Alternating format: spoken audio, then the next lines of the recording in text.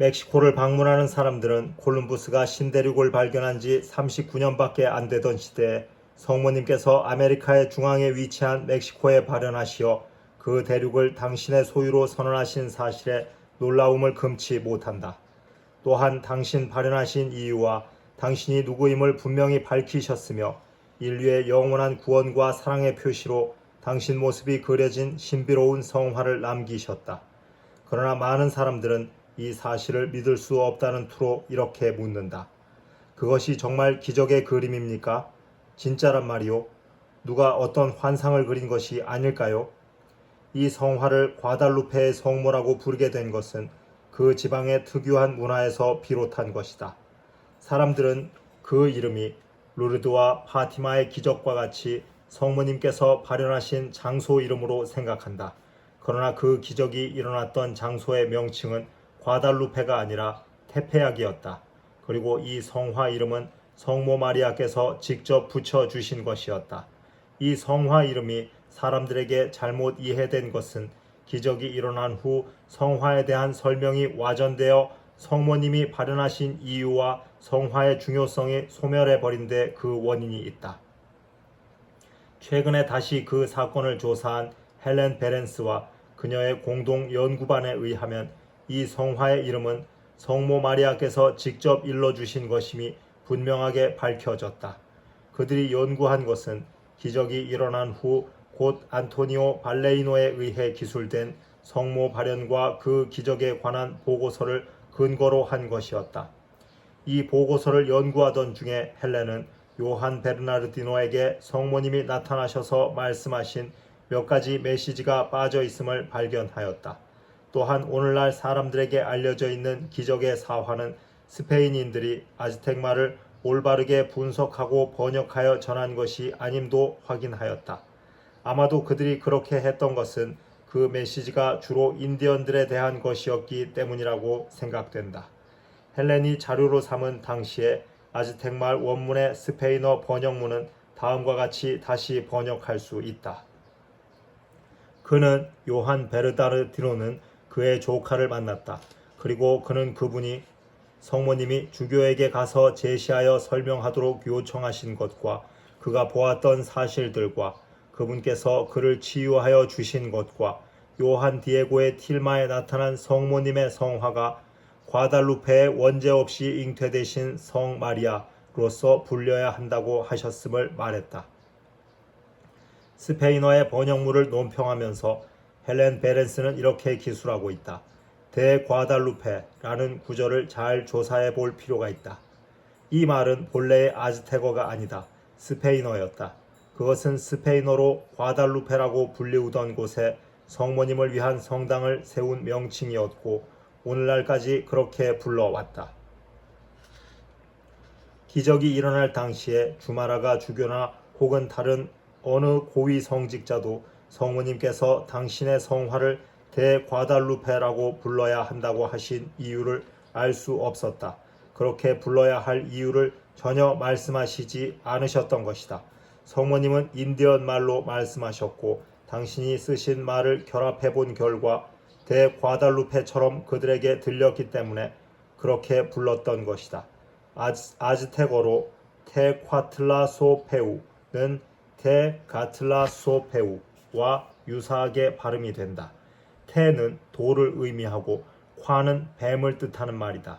틀라는 영어로 더와 같은 명사형 어미이다. 소페우는 처부수다, 박멸하다의 뜻을 가진다. 그러므로 이 메시지의 마지막 문장이 본래의 의미를 나타나기 위해서는 다음과 같이 번역할 수 있다. 그분의 성화는 원죄 없이 잉태되신 성 마리아로서 알려지게 될 것이다. 그리고 과달루페의 의미는 돌뱀을 처부수다 또는 박멸하다의 뜻이다. 성모 마리아의 메시지는 깊은 뜻이 담겨져 있었다. 당신이 언급하신 돌뱀은 아즈텍인들이 섬기는 날개 돋친 사신 퀴트잘코아트림에 분명하다. 퀴트잘코아트는 아즈텍 인디언들이 해마다 2만 명 이상 여자와 아이들을 피의 제물로 바치던 신이었다. 그러나 마리아께서는 그러한 돌뱀의 우상을 물리치시고 그곳을 당신의 지배하에 두셨던 것이다. 또한 이것은 창세기에 예언되어 있던 여인을 교회에 확인시키는 좋은 예이기도 하다. 주 하느님은 뱀에게 말씀하셨다. 나는 너와 그 여자 사이에 네 후손과 그 여자 후손 사이에 적개심을 일으키리니 여자의 후손은 너의 머리에 상처를 입히고 너는 그의 발꿈치에 상처를 입히리라. 요한 묵시록에도 뱀을 사탄으로 인정하고 있다. 마리아의 이 메시지 속에는 그 돌뱀이 사탄임이 나타나 있다. 당신이 발현하신 후 7년간에 걸쳐 그곳의 모든 인디언들 약 800만에 달하는 사람들을 완전히 그리스도인으로 개종시키심으로써 당신은 그들을 돌뱀 사탄의 지배에서 구원하셨던 것이다. 일찍이 그러한 예가 없었던 것이다. 그리스도교 신앙의 역사에 그것은 또한 성모 마리아께서 하느님의 말씀에 힘입어 뱀과의 마지막 싸움에서 얻은 승리이기도 했다. 테페악에서의 성모 마리아의 발현은 뱀을 짓밟은 승리의 상징이었다. 그리고 당신은 그곳을 사탄의 지배에서 해방시킴으로써 당신과 특별한 인연을 맺게 하셨던 것이었다. 1854년 교황 비오 10세는 12월 8일을 성모의 원죄 없으신 잉태 대축일로 제정하였다. 그러나 그 축일이 제정되기 100년 전에 이미 교황 분도 14세는 과달루페의 성모를 원죄 없이 잉태되신 성 마리아로 인정하셨던 것이다. 성모의 원죄 없으신 잉태 대축일을 동방교회에서는 8세기경부터 지키기 시작했고 원래는 12월 9일이었다. 그리고 그날이 바로 요한 디에고가 성모님의 발현을 처음 본 날이니 상당히 의미 깊은 일이다. 과달루페의 기적은 여자와 뱀과의 마지막 싸움을 상징하는 것이기도 하지만 또한 그것은 가톨릭 교회 안에 평신도들이 사도직에 참여하는 시작이기도 했다. 그것은 또한 평신도가 성모 마리아를 만남으로써 이루어진 것이라는데 매우 큰 의의가 있다. 성모님께서 당신에게 부여된 과업을 이루시기 위해 당신 홀로 역사하시는 것이 아니라 당신의 사랑으로 선택한 인간을 온전히 당신께 위탁하게 하여 당신의 도구로 사용하신다는 본보기였다. 과달루페의 성모 마리아에 의해서 이룩된 멕시코인들의 개종에 있어서 요한 디에고의 역할은 놀라운 것이었다. 헬렌 베렌스는 이렇게 기술하고 있다. 세로가 15피트, 가로가 15피트에 상당하는 소성당이 테페악 언덕에 세워지고 성모 성화가 그곳에 안치된 뒤 주마라가 주교는 그곳 성당의 책임을 모두 요한에게 맡겼다. 그 후 주교는 스페인으로 건너가 1534년까지 머물러 있었지만 천상에서 보내주신 보물을 지킬 만한 사람으로서 요한 디에고보다 더 나은 인물이 없음을 확신하고 있었다. 요한 디에고는 인디언 말을 하는 그리스도인이었다. 그는 성화를 보려고 오는 인디언들에게 백인들의 종교를 설명했고 또한 열심히 전교했다. 성모님의 발현을 설명할 때는 사람들이 완전히 이해할 때까지 수백 번 거듭해서 말했다. 또한 그는 성모님의 사랑과 그분의 가슴에 있는 브로치에 새겨진 십자가의 의미도 잊지 않고 강조했다. 그래서 그곳을 다녀간 인디언들이 선교사들 앞에 나타날 때는 이미 그리스도인으로 개종할 마음을 먹은 뒤였다. 7년간에 걸쳐 800만에 달하는 인디언이 개종했다면 얼마나 놀라운 일이었으며 더 이상 무슨 설명이 필요한가. 많은 인디언 개종자들이 요한 디에고가 맡은 과업을 수행하는 데 도움을 주었다. 그것은 놀라운 일이 또 하나 있었기 때문이었다. 죽은 사람의 시체를 성모 성화 앞에 옮겨갔다가 기적으로 다시 살아난 인디언이 있었다. 그 사건은 성모 성화가 소성당으로 옮겨간 직후에 일어난 일이다. 그 당시에는 젊은 스페인인 요한 곤잘레스가 주교와 인디언과의 통역자로서 함께 있었다. 그리고 유명한 스페인인 페드로 데 그란테도 함께 있었다. 이 두 사람은 인디언들의 그리스도교 교육에 여생을 바쳤고 스페인 왕이 높은 지위와 훈장을 수여해도 모두 거절한 인물들이었다. 그리스도께서는 십자가상에서 돌아가시기 전에 십자가 밑에 서 계시던 당신의 어머니를 보시며 제자에게 이렇게 말씀하셨다. 이 사람이 어머니의 아들입니다. 이어서 그 제자에게 이분이 내 어머니시다 하고 말씀하셨다.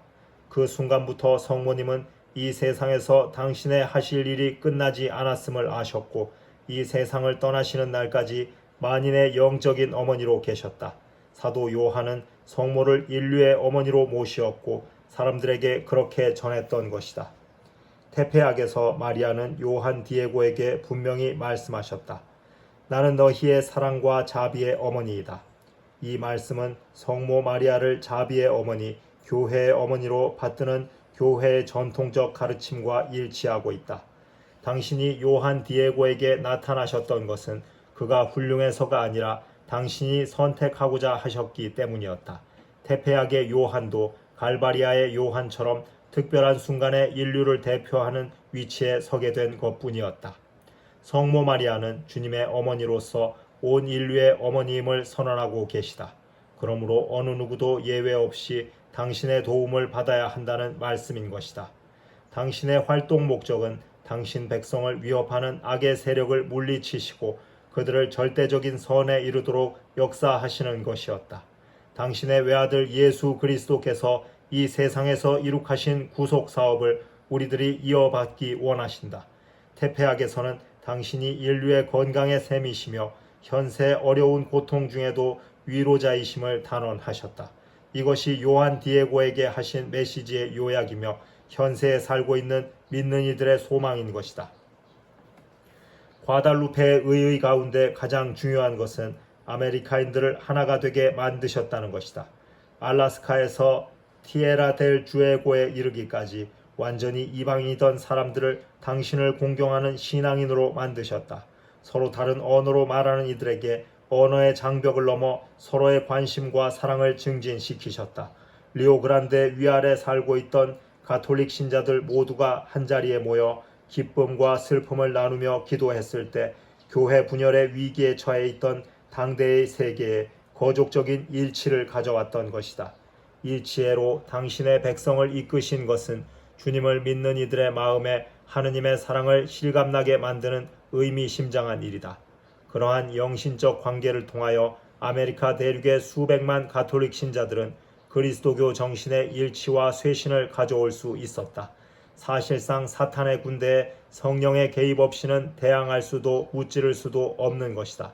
그러므로 우리는 어떠한 위험한 시기에 있어서도 우리를 지켜주실 주 하느님과 성모님께 기도할 수 있다는 사실에서 깊은 위안을 얻는다. 오늘날 틀라텔로코는 멕시코시의 유명한 광장 조칼로에서 약 1.5마일 떨어진 곳에 위치하고 있다. 그러나 옛날 멕시코시가 작았을 때는 그곳은 다른 도시였다. 틀라텔로코는 본래 도시국가였다. 아즈텍 제국 시대에는 그곳은 도시의 크기와 지역적 위치로 보아서 대단히 중요한 행정의 중심지였다. 이 도시에는 아즈텍 쪽의 전쟁의 신 휘트질로 포크틀리에게 바쳐진 거대한 신전이 있다. 옛날 아즈텍 쪽은 이 신전에서 인신 제사를 끊임없이 바쳤다. 스페인인들이 멕시코를 정복하기 이전에 틀라텔로코는 아즈텍 제국의 한 공국으로서 당시의 황제 몬테즈마의 여동생 파판트진 황녀가 남편을 대신하여 그곳을 통치하고 있었다. 이 여인은 멕시코의 역사에 매우 중요한 역할을 할 운명의 여왕이었다. 1509년에 그녀는 이름 모를 병으로 깊은 혼수 상태에 빠졌다. 그녀가 죽었다고 생각한 사람들은 그녀를 장사 지냈고 궁전뜰에 무덤을 만들어 묻어두었다. 그러나 그녀는 죽은 것이 아니고 다만 혼수 상태에 빠진 것이었다. 혼수 상태에서 깨어난 그녀는 슬픈 소리로 울고 있었는데 때마침 그곳을 지나가던 시종이 그 소리를 듣게 되어 다시 살아나게 되었다. 그녀는 그러한 혼수 상태에 빠져 있는 동안 꿈을 꾸었는데 가까운 장래에 스페인인들이 그곳을 정복하게 된다는 것이었다. 꿈속에서 그녀는 천사와 말을 들으며 넓은 바닷가에 서 있었다. 그녀가 멀리 수평선을 바라보고 있노라니까 갑자기 커다란 범선이 무수히 나타났다. 범선의 돛은 검은 십자가로 되어 있었는데 그것은 천사의 이마에 새겨진 십자가와 같았다. 이 십자가는 후에 과달루페의 성모의 브로치 위에 새겨진 십자가와 같은 것이었음이 밝혀졌다. 천사는 그녀에게 그 범선에는 무력으로 그녀의 제국을 정복하려는 사람들이 실려 있으며 멕시코인들에게 참된 하느님의 신앙을 가져오는 중이라고 하였다. 그녀는 그 일을 속히 몬테즈마 황제에게 알리었다. 이 예언적 계시는 10년 후 코르테스가 멕시코를 공격하였을 때 몬테즈마가 항복한 원인 중에 하나가 되었다. 또한 그 천사는 멕시코인들 가운데에서는 그녀가 첫 번째로 물로써 죄사함을 받게 되리라고 했다. 그녀는 1525년에 도나 마리아라는 세례명으로 세례를 받았다. 그리고 요한 디에고의 부인 도나 루시아와 같은 해에 죽었다. 몬테즈마가 죽은 후 아즈텍 제국은 그의 조카 화우틀라우악이 통치하게 되었다. 황제가 된 그는 코르테스의 군대를 멕시코에서 몰아내기 위해 많은 군대를 양성하였다. 그러나 그 뜻을 이루지 못하고 죽자 그의 동생 과테목이 그 자리를 계승하여 스페인의 군대와 계속 싸웠다. 멕시코에서의 싸움은 실로 처참한 것이었고 코르테스의 군대가 완전한 승리를 거둘 때까지 계속되었다. 마침내 1521년 8월 17일에 과테목은 틀라텔로코에서 코르테스에게 항복하였고 아즈텍 제국의 신들과 인간을 산제물로 바치던 신앙은 역사 속으로 사라지게 되었다.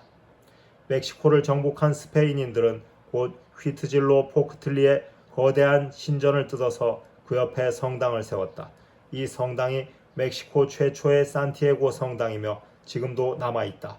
요한 디에고와 그의 부인 루시아와 그의 숙부 요한 베르나르디노는 이곳에서 1525년에 세례를 받았다. 또한 요한 디에고가 테페악에서 성모님을 만났을 때 다니던 성당이 바로 이곳이었다. 멕시코 최초의 주교 주마라가는 틀라텔로코의 아메리카 대륙에서 최초로 성십자가 대학을 프란치스코 수도회에 의뢰하여 세웠었다. 그리고 안토니오 발레리아노는 이 대학에서 최초의 수업을 받은 멕시코인으로서 후에 이 대학의 강사가 되었다. 또한 당시의 유명한 역사가 샤강도 이 대학의 교수를 지낸 바 있다. 산티아고 성당은 1609년에 세워진 이후 현재에 이르기까지 수차 보수되고 확장되어 왔다. 이 성당은 마치 요새처럼 견고하게 세워진 건물로서 식민 통치 시대의 대표적인 건축물이라고 할 수 있다. 멕시코 정부는 관광객들에게 멕시코인들에 대한 하느님의 역사하심을 부각시키기 위해 그 내부를 장엄하고 화려하게 수리하였다. 교회 재산은 정부가 소유하고 있다. 그러나 로페즈 마테오 대통령은 사임하기 전에 그 성당과 대학을 프란치스코 수도회에 위임하였다. 성십자가 대학은 계속 확장되고 있다. 아마 모든 공사가 끝날 때는 이 건물 또한 옛 모습을 되찾게 될 것이고 하느님의 영광을 가장 크게 드러내던 시대의 아름다움을 다시금 지니게 될 것이다. 틀라텔로코에는 기적에 관련된 과거의 유적들이 많다. 그리고 이 시대에도 틀라텔로코는 그리스도인들에게 가장 큰 역할을 하고 있다. 기적이 일어난 후 수세기가 지난 지금도 이 도시의 산티아고 성당은 세계에서 가장 많은 신자 수를 가지고 있다. 성당 주위에는 아파트가 무수히 있다. 오늘날에도 하느님은 틀라텔로코의 중요성이 계속되기를 원하시는 것 같다.